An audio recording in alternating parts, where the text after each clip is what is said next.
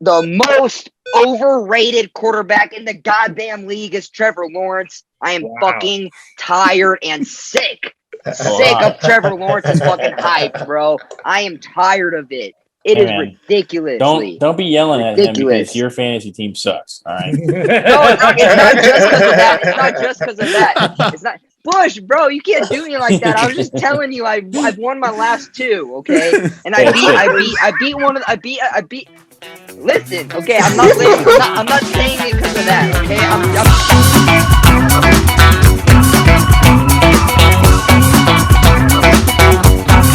Welcome back, everybody, to the lunch table. I'm Big Ties, joined, of course, by the boys. However you may be watching or listening, we appreciate you tuning in. We got a jam-packed episode for you today, and we'll start it out like we usually do, talking about the most previous week of the NFL season, and it was a doozy. Starting on last Thursday, we had the Poverty Bowl between the Colts and the Broncos, just an absolute dud. Might go down in history as the worst Thursday night game of all time. It was ugly. I don't know. It was ugly. I don't know. We got a stinker Thursday night game coming up. So I don't know, dude. The public is like heavy on the under, and that this is going to be a dud. This is when it's going to be a great game coming out of nowhere. I think the public is too invested in Bears Commanders being another crappy game that it can't happen now. But dude, I feel like either Wentz is going to just decide to go off and throw for 500 yards, or it's going to be the opposite when it's going to be Fields throwing for 500 yards. It's literally going to be a shootout. So we have that Thursday night. I said it.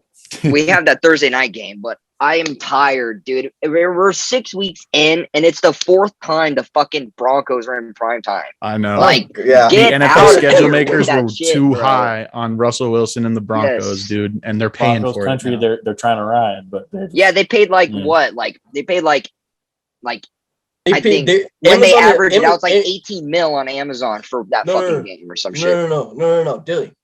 It's more around like 78 mil per Thursday night game. Yeah, that's what it is. Yeah. It's ridiculous, dude. They broke the bank. Yeah. Fuck. Hey, they were off to a great start with Chargers Chiefs. You know, they were 1-0 there after week 2, but they got another dub next Thursday. Fucking red Nerf gun taking it to the desert. Let's do it. All I know is it's been let's ride Broncos country, but when are we gonna decide that Russell Wilson has just completely fallen off the horse? Like there is no riding. Oh, I've decided that. Yeah, I'll jump on that wagon with you. Geno Smith, give me that. Is a complete. But Geno Smith is playing like a top 5 quarterback this year, specifically this year. So much better. It's just crazy how much of a heel turn Russell Wilson has gone through just in these past 5 weeks. Ever since the season started, Russell Wilson has just become public enemy number 1, and it's just because of that corny bullshit that he's always on, bro. Yeah. I mean, did you that post game after that post game after the Colts game, Broncos country starts walking away. That's right. Dude is Come on, dude. It's falling apart down there in Denver. Dude, it's falling apart in Denver, and I don't think it looks much better in Indy. Matt Ryan was also just getting really hyped up this offseason going into the year, and the Colts have looked abysmal. Everybody wants to talk about the Packers having weapon deficiency. Talk about them Colts, bro. That offense is dead in the water. Yeah. I feel like I think the key part right now is just how bad that offensive line has played. It's been awful. Which is crazy because the offensive line is made up of dogs or used to be dogs that are just not playing like it this year. The only player that's been consistent so far this season has been Quentin Nelson, and he the previous seasons has played on an otherworldly level, and he has not seemed like a dominant guard. Yeah, I was about to say Quentin Nelson's doing okay, but he's definitely not playing like that upper echelon guard that everybody wants to call him. An all-pro right now. Yeah, but that one was definitely a dud on Thursday night. I'm not going to get my hopes up, but I think that your Bears and Commanders might be able to pull a little something out for us tomorrow night. I think so. I think it'll be a little better. I mean, anything is more exciting to watch than what we watched. Just give me one touchdown. Yeah, that's what we're asking. Yeah, come on. Touchdown would be fine. Just one touchdown. Yeah, come on. That's all you need. And it already tops it. That's all you need. There you go. Exactly. So I mean, granted, the positive thing coming out of the Thursday night game is that the Colts and the Broncos don't got a trip about their defense. Yeah, I agree. Yeah, the Broncos it's either defense is their definitely good this defenses are they got some shit going, or their offense is this that putrid. I think it's a mixture of both. Might be a mix of I think so. We're not even hyping up this Thursday night game coming up, but I'm just excited to see the Bears uniform with the orange. Oh my helmet. goodness! No, old. I fuck with them heavy. So they're gonna be on the field. I'm gonna rock with it. I'm happy. I'm excited just to see those. So. I still those Bears uniforms, like, there's nothing wrong with them. The new helmets, it's so out of left field for the Bears. I mean, like, the Bears are up there with like the Cowboys and the Packers and the Steelers of like never change. I would have loved same thing all the time. But that's the thing. That's what I'm excited for. Just a little bit of something that's been different. Like, that's like everybody talking about how like Alabama and Penn State uniforms are so cold because they've never changed. But those are some of the most basic ass uniforms I've ever seen in my life. Just because they're old doesn't make them cool. Like, I would have loved for the Bears to go white, navy face mask, and the navy logo. That would have been hard. That would have confused me, like, visually. Honestly, that would have been my brain to look at. So basically, just a Penn State helmet with a C on it. Yeah, exactly. I just feel like I think that would be pretty gas, honestly. I just feel like everyone could have been like, yeah, the Bears are going to have an orange helmet like that. It was obvious that could happen, and it looks worse than what you would have thought. No offense, but I don't think it's that bad. It might be better on the field. Anyways, let's keep talking about this week. If we're gonna talk about teams wearing alternate helmets, the Falcons are rocking them red alternate helmets this week, and those are some actual good helmets. Hey, the Pats look good they look good back in the white ones, bro. They look good. Yeah, the Patriot field was on there too. The field looked crazy. The jerseys look so good. I've seen a TikTok, and it was give us your 3 hot takes of the season. One was Cowboys winning the Super Bowl. I forgot what the other one was, but the third one was Bailey Zapp is the franchise quarterback of the Patriots. Oh my god! And he will take the Patriots to the playoffs, and he will be on a Pro Bowl roster if there is one. My god! Why would Bailey Zapp be the guy when we just I don't know.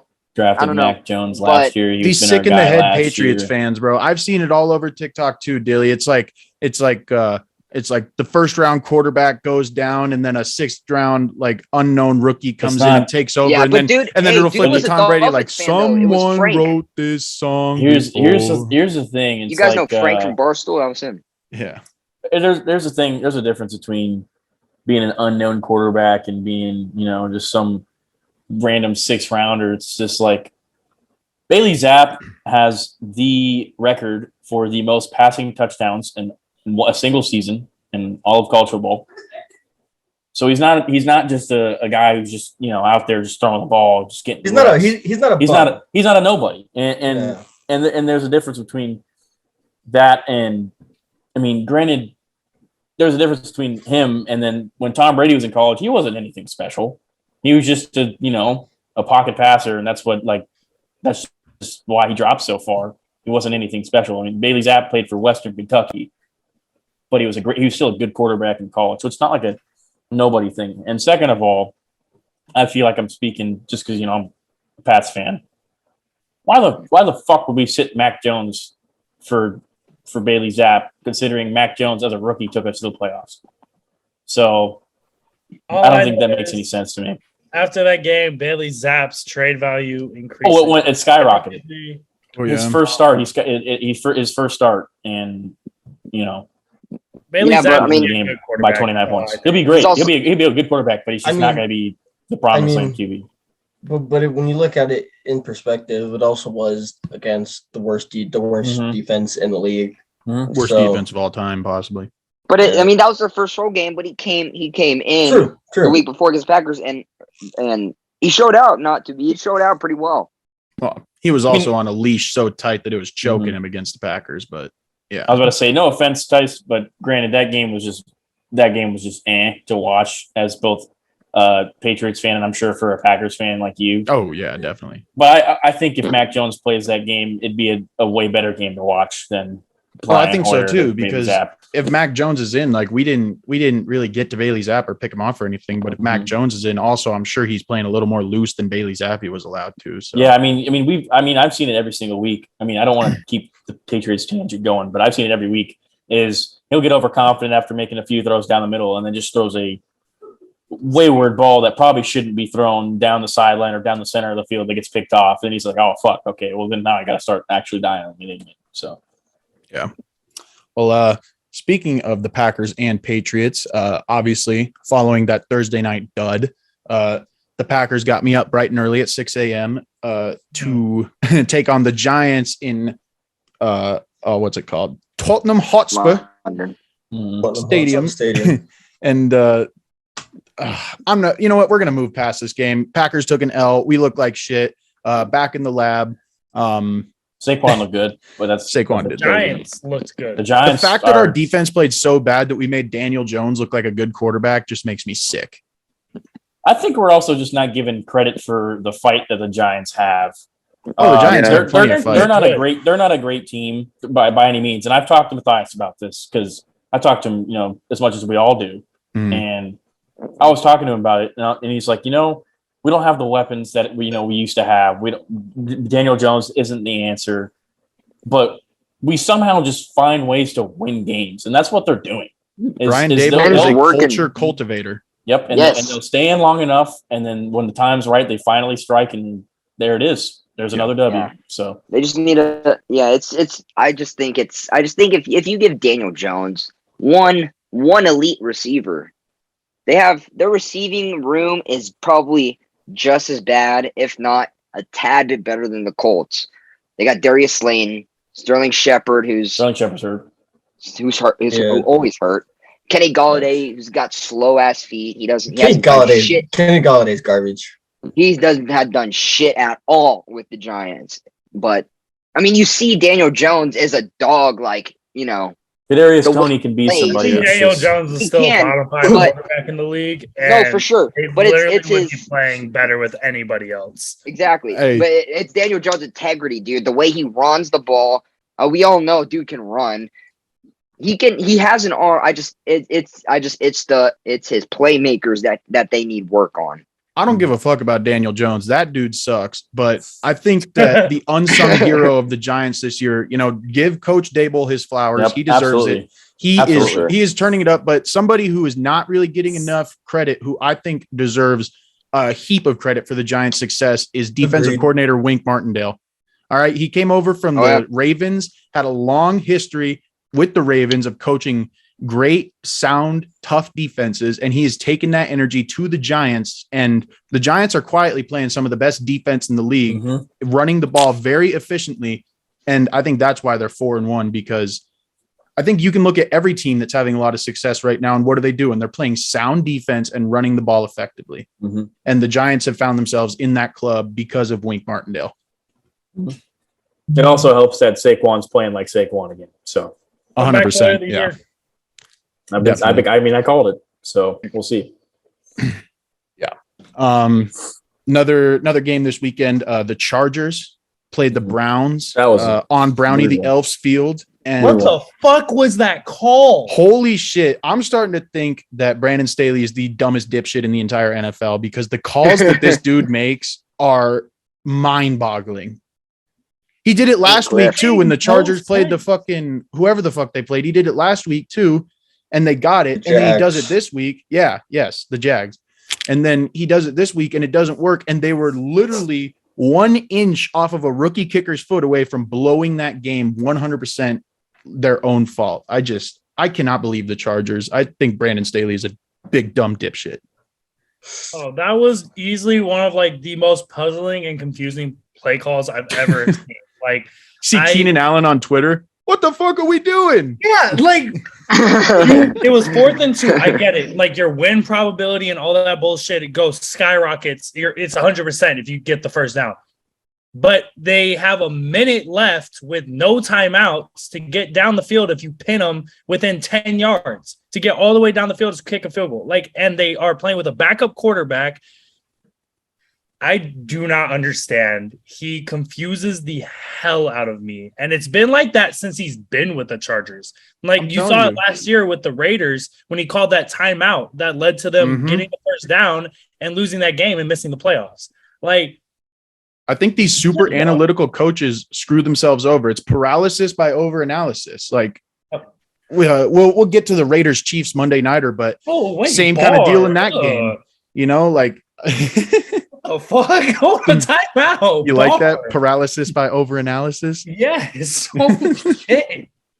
It really is though. All of these super analytical coaches who like to, argue, 50% of the time, if you don't get it this time, you'll get it 80% of the next time. It's like they don't take into account that the other 20% of that equation where it doesn't work, and it ends up screwing them over. And I'm telling you, Brandon Staley is one wrong call in one big game away, I think, from really being on the hot seat in LA, even though he's got all these young offensive gurus and Justin Herbert. I don't know. I can't get on board with that kind of analytical, you got to go for it now, or you got to go for 2 here, or don't punt it here. I loved his aggressiveness at first. It's just becoming a problem for that organization. It's not even aggressiveness anymore. It's just stupidity. Mm-hmm. It's like any other trend in the NFL. With Colin Kaepernick and the zone read offense, when it was first introduced, it dominated. But then when people started doing it too much, it kind of lost its edge. And I think the same thing is happening with this aggressive style of analytical coaching where, when it's first introduced, sometimes it's going to work and it's going to get a lot of attention, but I just don't think it's the sustainable way to coach a team. No, it never will be. There's yes, you want to look at numbers and what potentially could be the best, but just go back to basics. The simplest shit to do was punt the ball, pin them with a backup quarterback. Make your defense make a play. You didn't even need to make a play. They had no timeouts and a minute to get down the field and kick a field goal. Yeah. That hurt. That really so hurt. questionable. So questionable. Moving on, we had the Texans, the juggernaut Houston Texans going into Jacksonville and beating them 13-6. Let me start this off. I want to fucking say the most overrated quarterback in the goddamn league is Trevor Lawrence. I am fucking tired and sick of Trevor Lawrence's fucking hype, bro. I am tired of it. It is ridiculous. Don't be yelling at him because your fantasy team sucks. All right. No, it's not just because of that. It's not just because of that. It's not. Bush, bro, you can't do me like that. I was just telling you, I've won my last 2, okay, and I beat. Listen, okay, I'm not saying it because of that, okay. I'm saying in general. I mean, the hype of Trevor Lawrence before the year was, oh, he's a top 5 quarterback. Oh, here's the top 3 quarterbacks of the league under 26. Joe Burrow, Trevor Lawrence, Justin Herbert, Lamar, Kyle, blah, blah, blah, blah, blah. It's no. You give them, you go out and you get Christian Kirk, you get Travis Etienne back, you get Evan Ingram, you have all these guys still. And look at him. He's fumbling 3 times in the game and throwing a pick. He's absolutely he's not executing in the red zone. He's losing to the Texans. He's not good. I don't like the hype of Trevor Lawrence. I hate Trevor Lawrence. I just wanted to say that. The Texans got a dog at running back, so no cap. Yeah. Want to talk about fantasy? That's my fantasy MVP talk about Rookie of the Year, bro. Dameon Pierce is a dog. But he's running so mean right now with really no holes. Dude is just mean mugging defenses right now. It's funny though because Breece Hall is finally coming into that role and definitely fighting with him for that spot right now because they are 1A 1B. Breece Hall should have had like 200 yards from scrimmage and 2 tutties if he didn't stop and get tackled at the goal line twice. If he didn't try to dive on that 70. D-Mods, did you give me Breece or did Side? Did you give me Breece? I got him from one of you guys. You didn't? No, you gave me Trevor Lawrence. I want Brees. I'm just kidding. I want Brees. You want Brees, yeah. No. All I gotta say is, speaking of rookie running backs, Kenneth Walker is still my pick. Oh, he's still a dog. That guy's a dog. Hey, and his opportunities are about to come very plentifully with the injury of Rashad Penny, who I believe is out for the rest of the year. I think I saw a report of like 4 months. Yeah. Mm-hmm. And the thing that's pissing me off is that I've seen a lot of people and this is just fantasy bullshit, but like a lot of people are just idiots and talking about like, well, Kenneth Walker really is just a rookie. He hasn't played that much. I really think fuck off. DJ Dallas, you think can be the starting running back? Hell, when they just drafted Kenneth Walker it's not about the fact that DJ Dallas is going to be the starting running back, because we all know they've tried that experiment with him to give him the work, like the majority of the workload, but it's the fact that Kenneth Walker probably won't see the entirety of the workload. You know what I mean? And I know that. It's going to be like a 60-40. Every backfield works. Yeah. Even Derrick Henry, who is literally the definition of I'm getting 30 carries, still gives a few of those off to whoever the fuck's behind him. I think it's Hilliard right now. Dontrell Hilliard. So, yes, I understand. But people are talking about how it's going to be split carries. DJ Dallas could honestly get more. And that doesn't make any sense to me when Kenneth Walker is the more explosive back, has more power even at a smaller stature. Better hands, literally just all around. Just all around better. Yeah. The only thing people are talking about is DJ Dallas getting trusted, and that doesn't make any sense to me. Kenneth Walker, still rookie of the year pick. I think this next game is going to solidify him back into that little race. We're going to be great. It's going to be great. Kenneth Walker probably won't break the top 5 unless he does something outstanding. Kenneth Walker is finishing because I don't know, man. He's got Geno and him for a quarterback, so 1,300 yards from scrimmage. Because as of right now, the way I see it in offensive rookie of the year standings, you got the 2 running backs at 1 and 2, 1A, 1B, wherever you want to put them, and then I think easily you got the duo of these NFC South rookie wide receivers in London and Olave who are tearing it up. Even though Olave just got hurt. Hey, even Garrett Wilson up in New York. Yeah, good. Garrett Wilson does good. Even Romeo Dobbs in Green Bay, give him some love. Sure. He's great. What about the guy from Washington just dropped 2 touchdowns. Dotson has been crazy in the red zone. That was Diami Brown though. Yeah, it was Brown. Yeah. But fuck Brown. John Dawson from Penn State. Solid pick for rookie of the year. Penn State, whatever. Next game from last week, we had the Falcons traveling to Tampa Bay, and I think we all have the same thought on this game. NFL officiating is broken. Fuck Brady. Straight up broken. Fuck Brady. He's always getting carried and babied by these goddamn refs, dude. This weekend was a terrible display from the referees. When we talk about this, first of all, terrible call. Terrible fucking call. Right? We all know that wasn't a rough in the passer call.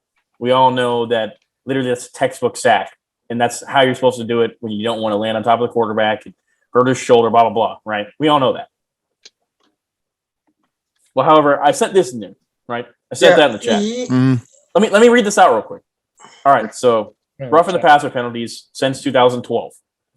Josh Allen in 73 games, he's got 24 calls of rough in the passer on him. Patrick Mahomes, 79 games, he's already had 20 on called for him.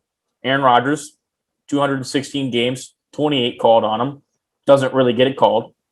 And then Tom Brady, 235 games, and he's only had it called for him 27 times. My only issue with that is you're comparing guys from 2 totally different eras of the game. Tom Brady played 70% of that sample size in an era where you were allowed to take dude's head off. Like, talking about this modern era that we're in, it's ridiculous. And it's not just Brady, it's every quarterback. The way that they're like, even the Monday night game with Derek Carr, bro, that strip sack from Chris Jones was awful. As well. Awful. The NFL just continues to shrink the strike zone allowed for players to hit the quarterback, all positions really, but especially it's not even like the shrinking strike zones. The way I look at it is that they're just tailoring the NFL to be completely offensive. Yeah. And it puts defensive players in such a tough position because where can you hit a guy anymore? You know? Yeah. It's really ridiculous, especially on that Grady Jarrett play. He made such a great move getting to the outside that just the entire execution and play call on that was spot on by the Falcons and everybody who executed it. It's just such a terrible call at such a terrible time. Even Jerome Boger, the guy who made the call after the game was like, yeah, that was a bad call. My bad. What? you can't just say my bad. Like, can't fix it now. Yeah. Oh my goodness. That makes me livid. Outraged. All right, we're running out of time a little bit here. I'm going to speed through the rest of these games and just kind of get out the main points. Bills at home took down the Steelers 38-3. Gabe Davis gave his best Randy Moss impression with 2 for 160 and 2 touchdowns. I just want to say I rejected a trade 20 minutes before that game that would have gave me Gabe Davis. Oh, Dilly. He said, Dilly. The Jets had a statement win over the Dolphins. The Dolphins, obviously, with Skylar Thompson, third string quarterback in, but the Jets look good. Zach Wilson might be starting to come into his own in this league. Yeah. We obviously talked about Breece Hall. The Vikings the Cougar Slayer. At home Let's go. Held off the Bears. I think this game was bullshit because after this game, now everybody's talking about the Vikings as one of these top teams in the league, and they literally almost fucking blew their lead. If it wasn't for dipshit Bears receiver getting stripped like one of the cleanest strips I've ever seen, the Bears would have gone down the field and scored on that drive because they were unstoppable in that fourth quarter. There's only two things I want to talk about from this game because I'm not trying to talk about it for forever. It was still a loss. Justin Fields looked competent. Still 17% sack rate at this point, which basically equates to him getting sacked every 5 passing attempts, which is awful. So still a lot of issues around that. Justin Fields actually looked competent, though. I'll take it. 2, the Vikings are still never going to be a team where they're so good they're going to blow teams out of water, but they're never going to be so bad that they're going to lose to these bad teams. They're going to always be middle of the pack where literally every game is just a competition, no matter who the fuck they play. The Vikings will forever be a franchise that plays to the level of their competition each week. Poverty franchise. Exactly. The Titans traveled to Washington to take on the Commanders, and Carsoned on the last play of the game. The Seahawks traveled to New Orleans to take on the Saints, and Geno Smith is playing Geno like a Hall of Famer. Are the Seahawks a good team or a bad team? Like at this point, you can make an argument. I think they're a less drastic version of the Lions. Their offense isn't as good, but their defense is not nearly as bad. I feel like the Seahawks are a team that can definitely compete in every game. Like they are playing with a lot of heart, and Geno Smith with how he's playing, honestly, I don't know. They could win a lot more games than people think they can this year. Definitely. And it doesn't hurt that they might just have the defensive rookie of the year starting at corner for them. Yes. Tariq Woolen is really coming on. Yes. That was my sleeper pick. That's what I wanted. But fuck. Oh yeah. The Niners went to Carolina. Baker Mayfield. The best defense in the league. Yeah, the Niners are playing crazy. Baker Mayfield sucks. Dookie. Matt Rule's out. So the Panthers, speaking of that, the Panthers fired Matt Rule after that game, and they are now taking trade calls for Christian McCaffrey and Robbie Anderson. So it's definitely being blown up. They're taking trade calls for just about anyone. They don't have a first round pick. Don't have a quarterback. They've got very little money. Talk about a poverty franchise. Panthers are fucked. All I know is I want the Bears to make a push for DJ Moore. Make it happen, please. Nah, DJ Moore to the Packers. DJ Moore and Jeremy Chin to the Packers for a 6th round pick. The Bears need for a 6th round pick. Yeah. Fire sale. Oh my god, dude! If they trade Jeremy Chin, that guy is going to make an instant impact no matter where he goes. That is going to be disgusting. Jeremy Chin's a dog. The Eagles traveled to Arizona to take on the Cardinals, and the Eagles are the best. Escaped with a nail biter as Kyler Murray slid an inch early, and the Cardinals ended up missing a game-tying field goal. The the narrative of Kyler Murray lost the game for the Cardinals. Kyler Murray. Okay, yes, he slid too early. Yes, the time management was off. But if you really look at the play, if Kyler Murray would have waited a second more to slide, he still would have been in the air enough for those defenders to absolutely lay him the fuck out. But listen.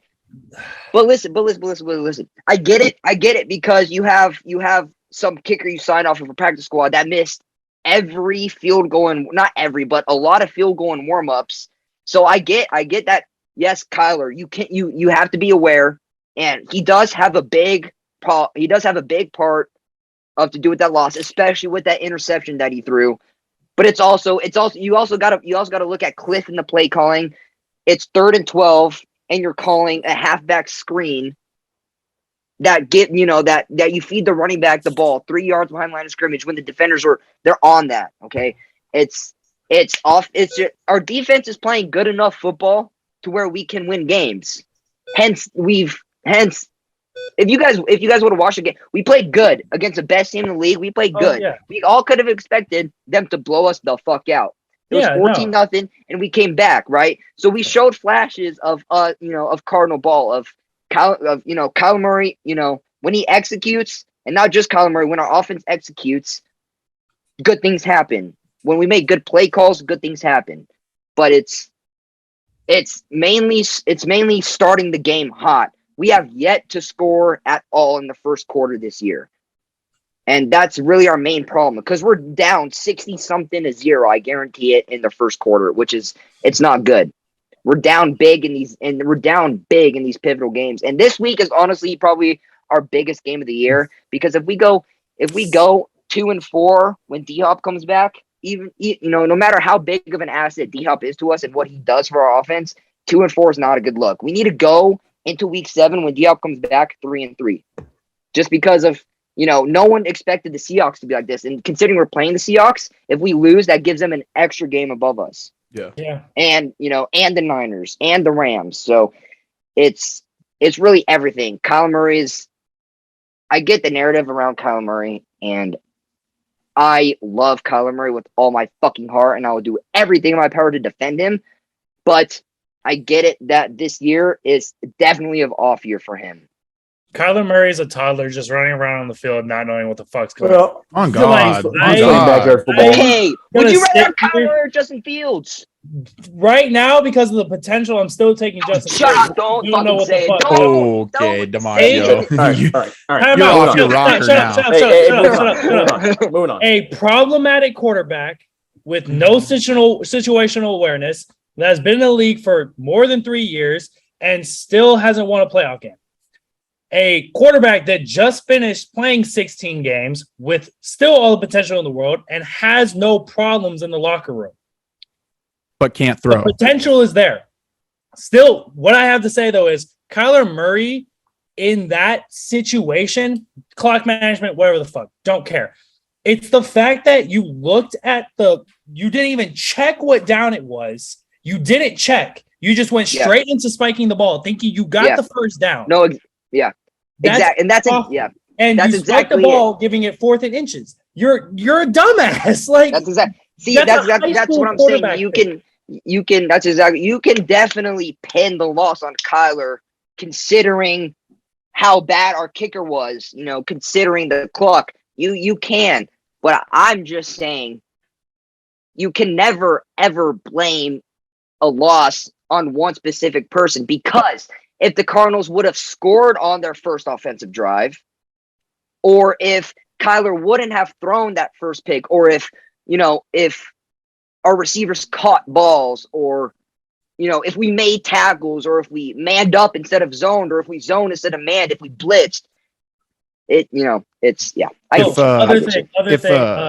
just real quick, just because you guys want to say Kyler or Justin, Kyler's also getting paid millions on millions on millions on millions of dollars to do all this stupid shit. Justin Fields is still on a rookie contract. So, well, moving on. Kyler can throw a ball, so that's one advantage he's got. But obviously, it's not throwing well enough. So, all right.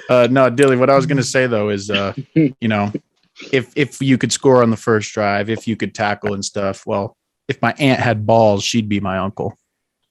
You know what I'm saying? That's My dad always told me All that. right. Okay. One quick thing, Marco Wilson. If you're fucking watching this, you are the most sorry DB in the league. Look out, Marco. So, all right, we got a couple left. The Rams need to figure it out. They got blown out by the Cowboys, 22-10 in LA. Cooper Rush remains undefeated as a starter. Moving on to the Sunday night game, we had the Bengals traveling to Baltimore to take on the Ravens. Close game, hard fought. Justin Tucker does his Justin Tucker thing, though, and gets the Ravens out of there with a victory. And then we've already talked about this one a little bit, Monday Night Football. Crazy comeback by the Chiefs. Obviously, Josh McDaniels tried to do his best Brandon Staley impression and make a terrible call to go for 2 when you were only down 7. And then obviously Devontae doesn't get possession on that catch on the last drive, pushes somebody over. I mean, he was never doing that in Green Bay. I don't know. But Raider Nation. Yeah. And that wraps up week 5 of the NFL. It was pretty crazy. If I do say so. Just want to make a quick shout out. Shout out the Lions for having a goose egg after having the number 1 NFL offense in the league. So fuck the Lions.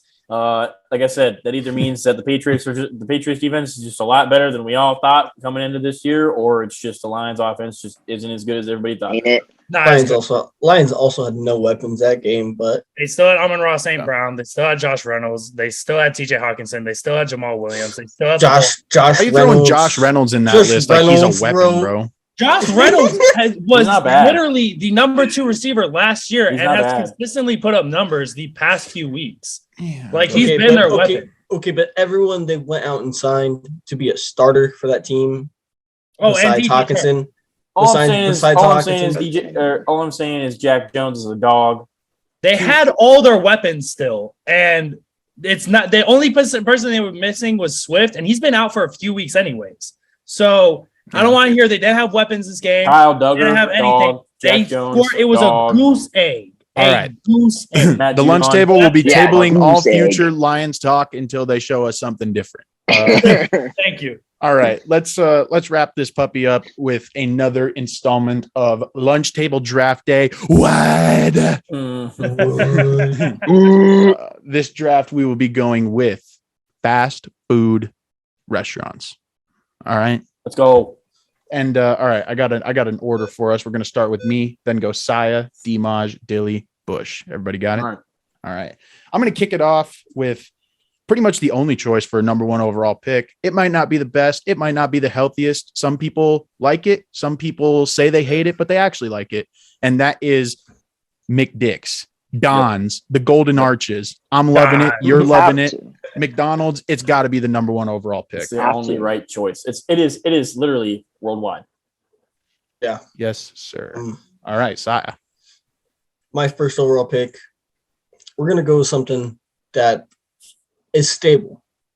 It's not going to be something you're trying to eat for dinner at 6 p.m. This is for all the late night munchies.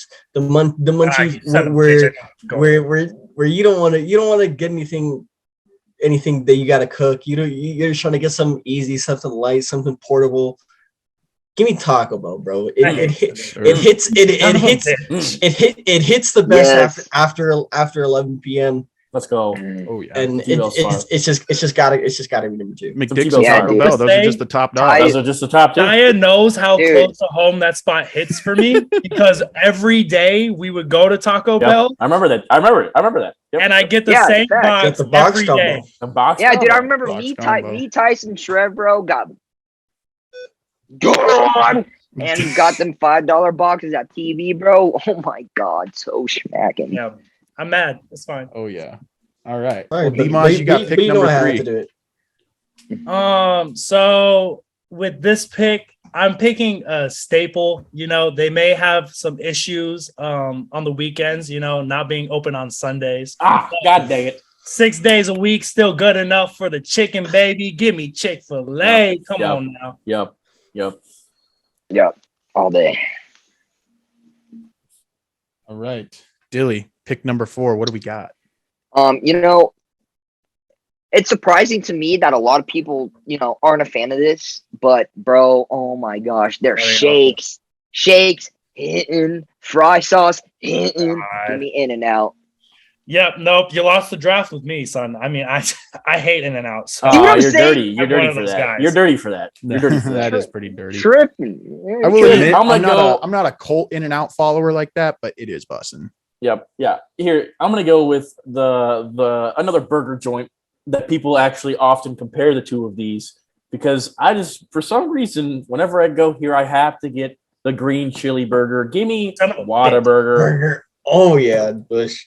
Whataburger. I feel like that's a pretty valid thing. And then since I'm also leading the next round and my other top chicken choice is gone, I was gonna go with the one that, you know, hits close to home, starts with a P, but I'm swapping it all the way to the end of the alphabet. Give me Zaxby's, because their chicken is butter.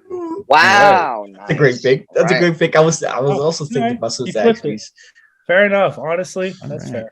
Valid. Back to Dilly. Okay, see this.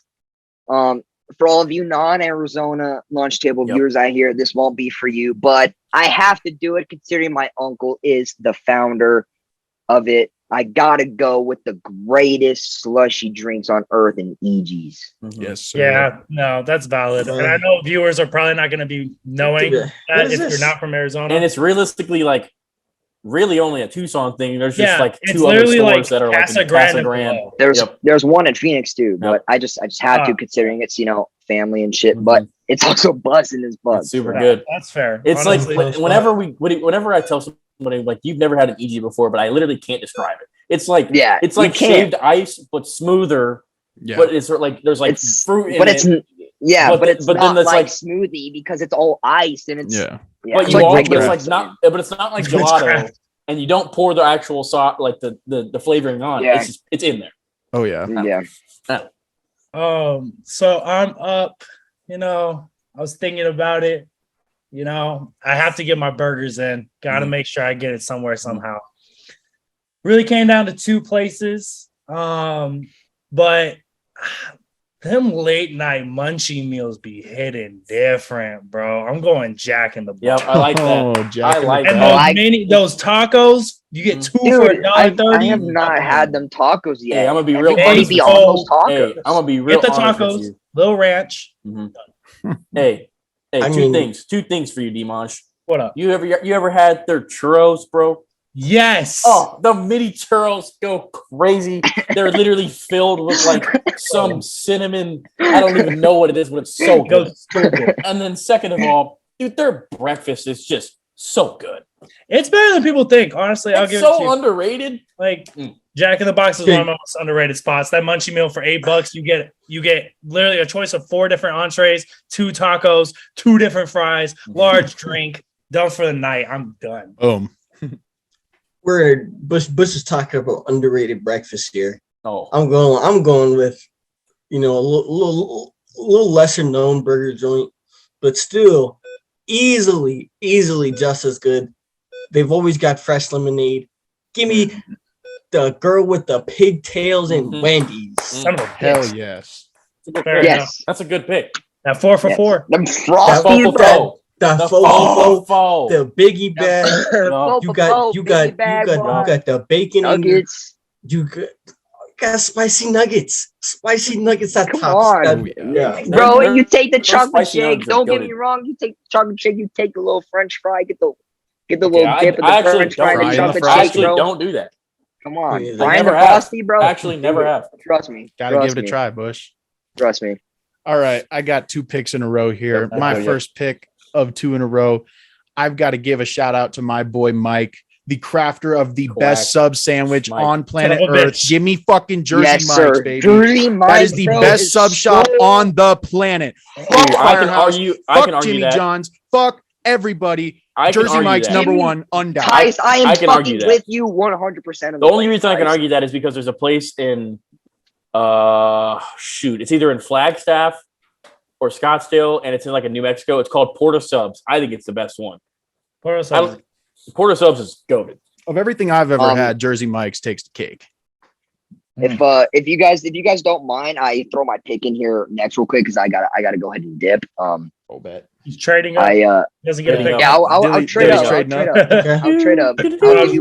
I'll give you whatever you want, Demaj or Demaj. Whoa, Right? whoa, I'll give you whatever you want. Hey, whoa. Okay. Since Okay. Wendy's was taken, okay, I'm actually surprised.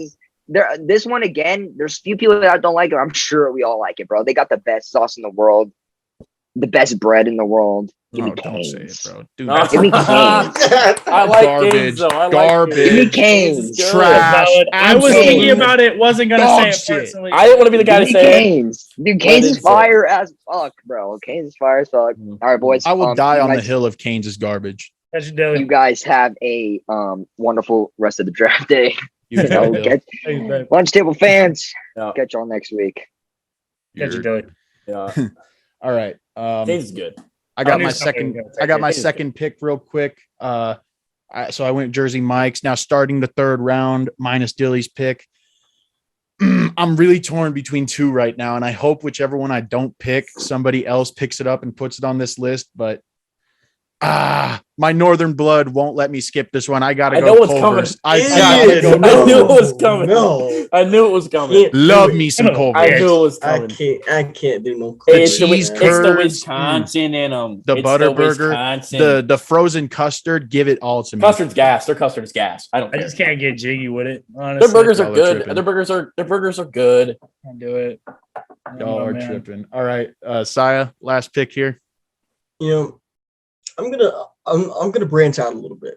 I'm picking something here that doesn't have an established brick and mortar store anywhere.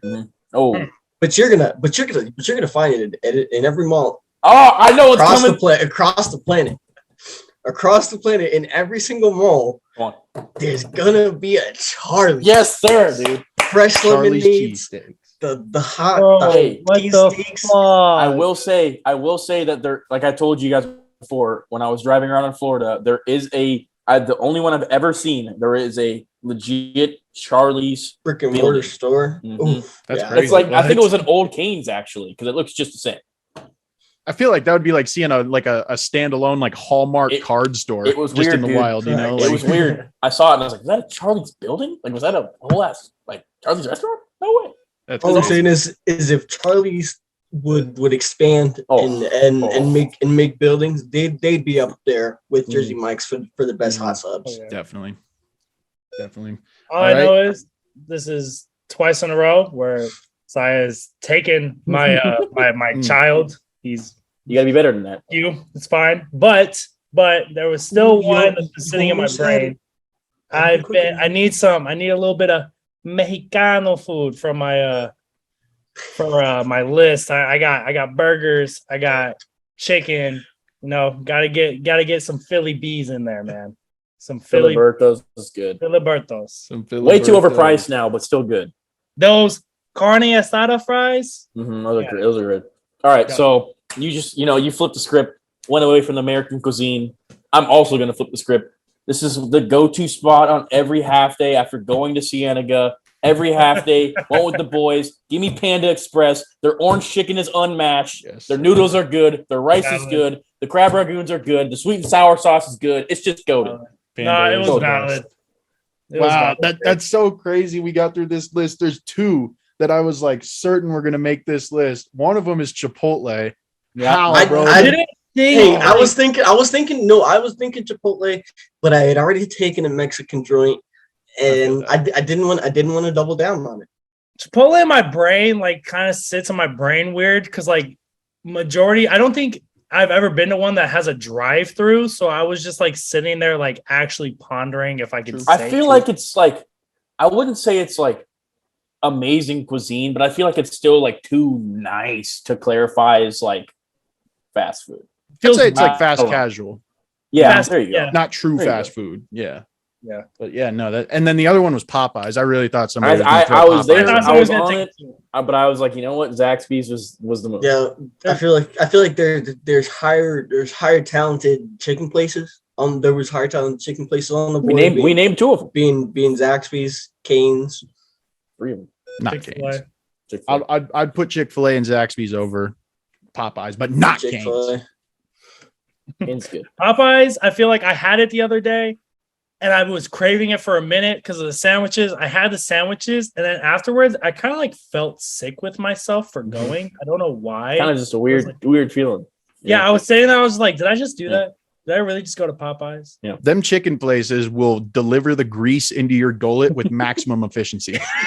It's basically like you're a pulling guard hitting the hole as hard as possible, 100 miles an hour, and it is hitting you right in the jaw, dude. That's a grease bomb that is going to take you out later. You're literally getting obliterated. It's going right through you. Oh, fuck. Oh, well, shit. Anybody else got any closing thoughts, comments, concerns? Well, next week we'll probably have all the six of us, back together. So, missing Trev, but yeah. I mean, shout out to the gang. Shout out to everybody who watches the stuff still, and stick with us. We'll keep growing. Tell your friends, man. Maybe we'll have some people on for another draft. We could start creating like a community draft. See what happens. Mm-hmm. Oh yeah. Hey, leave a comment. Tell us if you want us to do something. DM us on Instagram. Ask us a question. We're happy to answer anything you want to know. And then be on the lookout for something kind of big, maybe that's still in the talks in the later winter months. So we are definitely for that. Not going to let the cat out of the bag too much, but let's just say Lunch Table might be formulating a little something special for the end of the year. Not going to give away anything else. Can't be spilling the beans around here, man. don't want to do that, but get ready, get excited, keep tuning in every week. We love you all. We will see you next time. I'm Big Ties, these are the boys.